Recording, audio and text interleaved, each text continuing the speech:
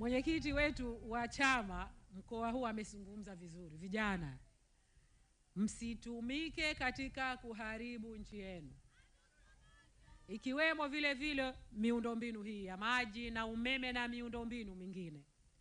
Na hapa nilimuuliza katibu mkuu kama sheria yetu ya maji inakidhi kuweza kusimamia miundombinu hii ambayo sasa hivi inaendelea kuwekwa.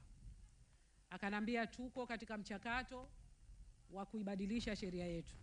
Katibu Kilangi, tufanye haraka sheria yetu mpya kwa ajili ya kusimamia miundombinu hii ya maji, uhakikishe muda sio mrefu inafika serikalini, tuanze mchakato na tuipeleke katika baraza la wawakilishi, ili lile jambo ambalo limezungumzwa la kuwa biashara ya maji ikatazwe, nadhani sheria ile iende ikazingatie yale masuala hayo, kwa sababu kuna watu ambao hawaitakii mema nchi yetu.